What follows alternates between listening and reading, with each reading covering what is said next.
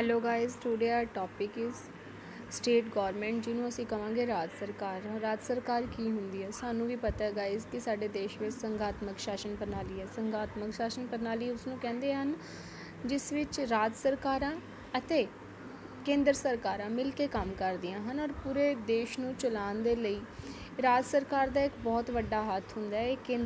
ਕੇਂਦਰ ਤਾਂ ਹੀ ਆਪਣੇ ਕੰਮ ਨੂੰ ਜਾਂ ਤਾਂ ਹੀ ਆਪਣੇ ਦੇਸ਼ ਨੂੰ ਚੰਗੀ ਤਰ੍ਹਾਂ ਚਲਾ ਸਕਦਾ ਹੈ ਜੇ ਰਾਜ ਸਰਕਾਰਾਂ ਉਹਨਾਂ ਦਾ ਪੂਰਾ ਸਹਿਯੋਗ ਕਰਨ। ਤਾਂ ਹੁਣ ਅਸੀਂ ਪੜ੍ਹਾਂਗੇ ਕਿ ਰਾਜ ਸਰਕਾਰ ਦੇ ਬਾਰੇ 'ਚ ਪੂਰਾ ਦਾ ਪੂਰੀ ਵਿਆਖਿਆ ਕਰਾਂਗੇ ਔਰ ਬਹੁਤ ਚੰਗੀ ਤਰ੍ਹਾਂ ਇਸ ਨੂੰ ਪੜ੍ਹਾਂਗੇ।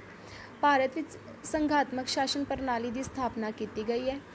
ਭਾਰਤ ਵਿੱਚ ਇਹ ਮੈਂ ਤੁਹਾਨੂੰ ਦੱਸਦਾ ਹੋਇਆ, ਸੰਘਾਤਮਕ ਪ੍ਰਣਾਲੀ ਵਿੱਚ ਸਰਕਾਰਾਂ ਦੇ ਵੱਖ-ਵੱਖ ਪੱਧਰਾਂ 'ਤੇ ਕੰਮ ਕਰਦੀਆਂ ਹਨ, ਕੇਂਦਰ ਅਤੇ ਰਾਜ। ਠੀਕ ਹੈ, ਪੂਰੇ ਦੇਸ਼ ਨੂੰ ਚਲਾਉਣ ਦਾ ਜਿਹੜਾ ਕੰਮ ਹੁੰਦਾ ਉਹ ਕੇਂਦਰੀ ਸਰਕਾਰ ਦਾ ਹੁੰਦਾ ਹੈ ਅਤੇ ਅੱਗੋਂ ਉਸ ਨੂੰ ਸਥਾਨੀ ਸਤਰ 'ਤੇ ਕਹਿ ਲਓ ਕਿ ਸਭ ਤੋਂ ਦੋ ਟਾਇਰਸ ਦੇ ਵਿੱਚ ਉਹਨਾਂ ਨੂੰ ਵੰਡਿਆ ਜਾਂਦਾ ਹੈ। ਇੱਕ ਹੁੰਦੀ ਹੈ ਕੇਂਦਰ ਸਰਕਾਰ, ਦੂਸਰੀ ਹੁੰਦੀ ਹੈ ਰਾਜ ਸਰਕਾਰ। ਸੰਘੀ ਜਾਂ ਕੇਂਦਰੀ ਸਰਕਾਰ ਸਮੁੱਚੇ ਦੇਸ਼, ਪੂਰੇ ਦੇਸ਼ ਨੂੰ ਚਲਾਉਣ ਦਾ ਪ੍ਰਬੰਧ ਕਰਦੀ ਹੈ ਅਤੇ ਜਿਹੜੀ ਰਾਜ ਸਰਕਾਰ ਆਪਣੇ ਨਿਸ਼ਚਿਤ ਖੇਤਰ, ਜਿਹੜੇ ਖੇਤਰ ਦਾ ਇੱਕ ਏਰੀਆ ਹੁੰਦਾ ਹੈ ਜਿਸ ਨੂੰ ਇੱਕ ਸਟੇਟ ਦੇ ਨਾਂ ਨਾਲ ਜਾਣਿਆ ਜਾਂਦਾ ਹੈ, ਉੱਥੋਂ ਦਾ ਪੂਰਾ ਸ਼ਾਸਨ ਦਾ ਜਿਹੜਾ ਪ੍ਰਬੰਧ ਹੈ ਉਹ ਕਿ ਰਾਜ ਸਰਕਾਰ ਦੁਆਰਾ ਚਲਾਇਆ ਜਾਂਦਾ ਹੈ। ਭਾਰਤੀ ਸੰਵਿਧਾਨ ਦੁਆਰਾ ਕੇਂਦਰ ਅਤੇ ਰਾਜ ਸਰਕਾਰਾਂ ਵਿੱਚ ਸ਼ਕਤੀਆਂ ਦੀ ਵੰਡ ਕੀਤੀ ਗਈ ਹੈ। ਹੁਣ ਦੇਸ਼ ਨੂੰ ਚੰਗੀ ਤਰ੍ਹਾਂ ਚਲਾਉਣ ਦੇ ਲਈ ਇਹ ਜਿਹੜੀਆਂ ਦੋ ਤਰ੍ਹਾਂ ਦੀਆਂ ਸਰਕਾਰਾਂ ਪਾਈਆਂ ਗਈਆਂ ਹਨ। ਇਹਨਾਂ ਵਿੱਚ ਜਿਹੜੀਆਂ ਪਾਵਰ ਹੁੰਦੀਆਂ, ਸੱਤਾ ਨਾਲ ਰਿਲੇਟਿਡ ਪਾਵਰ ਹੁੰਦੀਆਂ, ਜਿਸ ਪਾਵਰ ਦੇ ਥਰੂ ਇਹਨਾਂ ਨੇ ਪੂਰੇ ਦੇ ਪੂਰੇ ਦੇਸ਼ ਨੂੰ ਚਲਾਉਣਾ ਹੁੰਦਾ ਹੈ, ਉਹਨਾਂ ਪਾਵਰਸ ਨੂੰ ਇਹਨਾਂ ਵਿੱਚ ਵੰਡ ਦਿੱਤਾ ਜਾਂਦਾ ਹੈ। ਕੇਂਦਰੀ ਸਰਕਾਰ ਕੇਂਦਰੀ ਸੂਚੀ ਔਰ ਅੱਗੋਂ ਜਿਹੜੀਆਂ ਇਹਦੀਆਂ ਸ਼ਕਤੀਆਂ ਹੁੰਦੀਆਂ ਉਹਨਾਂ ਨੂੰ ਅਲੱਗ-ਅਲੱਗ ਸੂਚੀਆਂ ਦੇ ਵਿੱਚ ਵੰਡਿਆ ਜਾਂਦਾ ਹੈ ਕਿ ਉਹ ਕਿਹੜੇ-ਕਿਹੜੇ ਕੰਮਾਂ 'ਤੇ ਕੰਮ ਕਰ ਸਕਦੀਆਂ ਹਨ।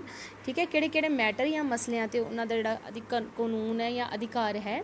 ਠੀਕ ਹੈ ਨਾ, ਕਹਿ ਲਓ ਕਿ ਜਿਹੜੀ ਕੇਂਦਰ ਸਰਕਾਰ ਹੈ ਉਹ ਕੇਂਦਰੀ ਸੂਚੀ ਵਿੱਚ ਜਿੰਨੇ ਵੀ ਕਹਿ ਲਓ ਮੈਟਰਸ ਆਉਂਦੇ ਆ ਸ਼ਾਮਿਲ ਹਨ, ਉਹਨਾਂ ਉੱਤੇ ਕੰਮ ਕਰਦੀ ਹੈ ਅਤੇ ਰਾਜ ਸਰਕਾਰ ਦਾ ਕੰਮ ਰਾਜ ਸੂਚੀ 'ਤੇ ਕਾਨੂੰਨ ਬਣਾਉਣਾ ਹੈ।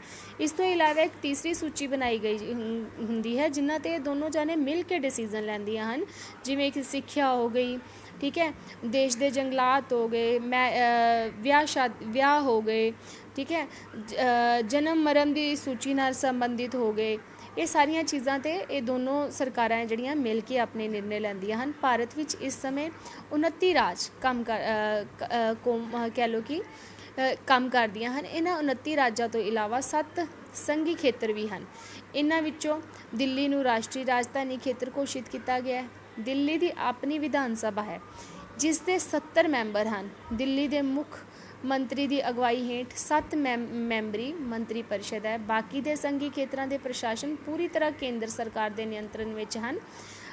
ਦਿੱਲੀ ਦੀ ਹੁਣ ਇੱਕ ਅਲੱਗ ਤੋਂ ਸਰਕਾਰ ਹੈ ਜਿਸ ਦੇ ਵਿੱਚ 70 ਮੈਂਬਰ ਹਨ ਔਰ ਉਹ ਪੂਰੀ ਦੀ ਪੂਰੀ ਦਿੱਲੀ ਨੂੰ ਚਲਾਉਣ ਦੇ ਲਈ ਕੰਮ ਕਰਦੇ ਹਨ ਜਾਂ ਉੱਥੋਂ ਦੀ ਅਗਵਾਈ ਕਰਦੇ ਹਨ। ਦਿੱਲੀ ਦੇ ਮੁੱਖ ਮੰਤਰੀ ਦੀ ਅਗਵਾਈ ਹੇਠ 7 ਮੈਂਬਰੀ ਮੰਤਰੀ ਪਰਿਸ਼ਦ ਹੈ। ਠੀਕ ਹੈ, 7 ਮੈਂਬਰਾਂ ਦੀ ਇੱਕ ਪੂਰੀ ਮੰਤਰੀ ਮੰਡਲ ਬਣਾਈ ਗਈ ਹੈ। ਠੀਕ ਹੈ, ਬਾਕੀ ਦੇ ਸੰਘੀ ਖੇਤਰ ਹੈ ਜਿਹੜਾ ਪੂਰੀ ਤਰ੍ਹਾਂ ਜਿਹੜਾ ਪ੍ਰਸ਼ਾਸਨ ਹੈ ਉਹ ਕੇਂਦਰੀ ਸਰਕਾਰ ਦੇ ਨਿਯੰਤਰਣ ਜਾਂ ਕੰਟਰੋਲ ਦੇ ਅਧੀਨ ਆਉਂਦਾ ਹੈ। ਕੁਝ ਸੰਘੀ ਖੇਤਰਾਂ ਦੇ ਪ੍ਰਸ਼ਾਸਨ ਦਾ ਜਿਹੜਾ ਹੁੰਦਾ ਮੁਖੀ ਹੁੰਦਾ, ਉਸ ਨੂੰ ਅਸੀਂ ਕੀ ਕਹਿੰਦੇ ਹਾਂ, ਉਸ ਨੂੰ ਅਸੀਂ ਉਪ ਰਾਜਪਾਲ ਕਹਿੰਦੇ ਹਾਂ, ਅਤੇ ਕੁਛ ਦਾ ਚੀਫ ਕਮਿਸ਼ਨਰ ਹੁੰਦਾ ਅਤੇ ਕੁਛ ਨੂੰ ਚਲਾਉਣ ਦੇ ਲਈ ਚੀਫ ਕਮਿਸ਼ਨਰਸ ਨੂੰ ਸਾਰੀਆਂ ਕਹਿ ਲਓ ਕਿ ਪਾਵਰਸ ਦਿੱਤੀਆਂ ਜਾਂਦੀਆਂ। ਹੁਣ ਸਾਡੇ ਕੋਲ ਸਾਡੇ ਰਾਜਾਂ ਅਤੇ ਸੰਘੀ ਖੇਤਰਾਂ ਦੀ ਜਿਹੜੀ ਸੂਚੀ ਹੈ ਉਹ ਬਣਾ ਦਿੱਤੀ ਗਈ ਹੈ। ਠੀਕ ਹੈ, ਹੁਣ ਸਾਨੂੰ ਇੰਨਾ ਵੀ ਪਤਾ ਹੈ ਕਿ ਲੱਦਾਖ ਨੂੰ ਵੀ ਇਹਦੇ ਵਿੱਚ ਇਨਕਲੂਡ ਕਰ ਲਿੱਤਾ ਗਿਆ ਹੈ। ਠੀਕ ਹੈ ਨਾ, ਹੁਣ ਜਿਹੜੇ 29 ਰਾਜ ਹੈ ਉਹ 28 ਹੋ ਗਏ ਆ ਗਾਈਜ਼। ਠੀਕ ਹੈ ਨਾ, ਤਾਂ ਉਸ ਤੋਂ ਇਲਾਵਾ ਜਿਹੜੇ ਸੰਘ ਹੈਗੇ ਆ ਸਾਡੇ ਉਹ ਵੀ 8 ਹਨ। ਸੰਘ ਮਤਲਬ ਜਿਹੜਾ ਸਾਡੇ ਕੋਲ ਕੇਂਦਰ ਹੈ ਉਹ ਵੀ 8 ਹੋ ਗਏ ਆ, ਯੂਨੀਅਨ ਟੈਰੀਟਰੀਜ਼। ਹੁਣ ਅਸੀਂ ਅੱਗੇ ਪੜ੍ਹਦੇ ਹਾਂ ਗਾਈਜ਼, ਜਿਹਦੇ ਵਿੱਚ ਆ ਗਿਆ ਸਾਡੇ ਕੋਲ ਰਾਜ ਵਿਧਾਨ ਪਾਲਿਕਾ ਜਾਂ ਸਟੇਟ ਲੈਜਿਸਲੇਟਿਵ ਕੀ ਹੁੰਦੀ ਹੈ।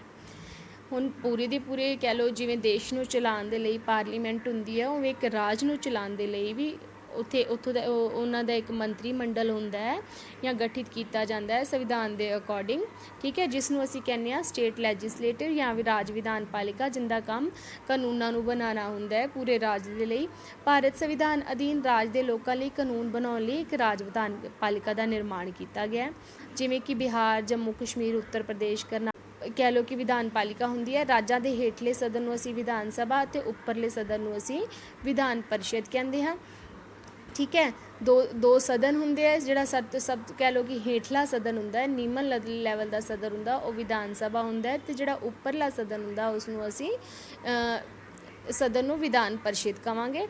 हुण साडे कोल नैक्सट आ जांदा है गाइस, हुण इन्हां ने की करना है, विधान सभा के जिहड़े लोग है लोकां द्वारा प्रत्यक्ष रूप विच मतलब डायरैक्ट वे नाल चुने जाते हैं, लोग सीधे वे नाल अपनी चोण दे विच अपनी जिहड़ी वोट है दा प्रयोग करते हुए जिसनूं भी वोट पाते हैं वो विधान सभा के मैंबर बन जाते हैं। अगों विधान परिषद के जिहड़े मैंबर हुंदे आ वो अप्रत्यक्ष ढंग नाल इनडायरैक्ट नाल साडे चुने हुए जिहड़े कह लो कि मैंबर हुंदे हन वो अगों जाके अप्रत्यक्ष ढंग नाल संविधानिक ढंग नाल उन्हां दी चोण करदे हन।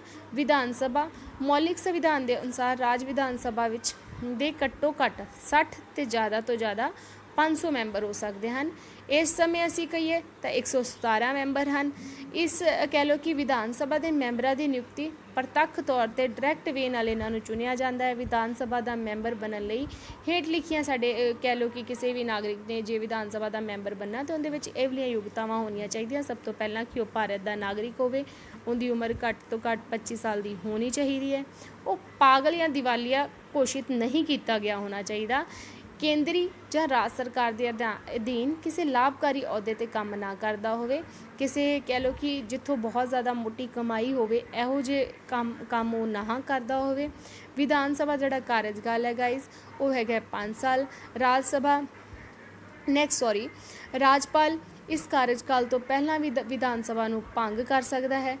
ठीक है, जे उसनूं लगे कि काम सही ढंग नाल नहीं हो रहा या मंत्री अपने काम नूं सही ढंग नाल नहीं कर सकते तो एक निश्चित जिहड़ी मियाद रखी गई है उस तो पहला भी इसनूं भंग कर सकता है।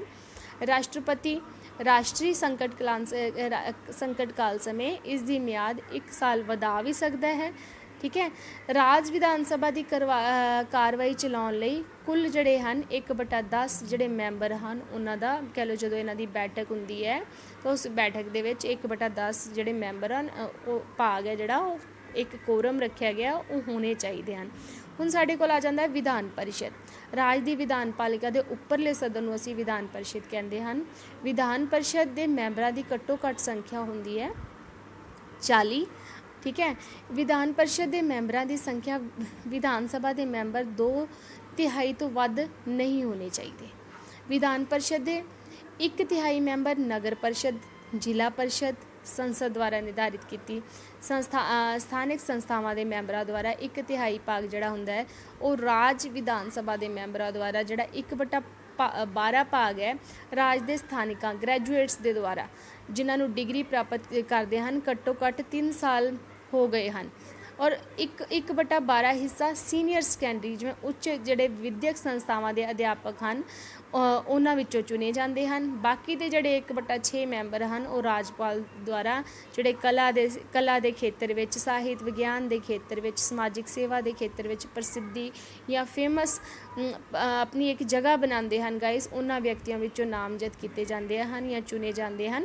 विधान परिषद के मैंबर दीयां योग्यतावां भी विधान सभा के मैंबरां वालियां ही होंदियां हैं। सिर्फ इन्हां विचों जिहड़ी उम्र है उनदे विच 25 साल सी, इस विच 30 साल है। यह 1/3 सदन है जिन्हों असी की कहांगे इसका 1/3 मैंबर हर 2 साल बाद रिटायर हो जाता है। सानू इन्ना भी पता सीगा कि उस दे विच जिहड़ा पूरा का पूरा 5 साल का टाइम पीरियड हुंदा है, लेकिन इस विच जिहड़ा 1/3 भाग है वो हर 2 साल बाद रिटायर हो जाता है।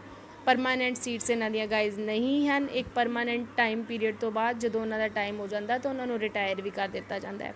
विधान परिषद के मैंबरों का कार्यकाल 6 साल होंदा है। विधान परिषद अपने मैंबरों विचों ही सदन की कार्रवाई चलाउण लई सभापति और उप सभापति चुनती है। सभापति की गैर हाजिरी विच जिहड़ा उसका काम है वो कौन संभालता है गाइज, उप सभापति द्वारा संभालिया जाता है।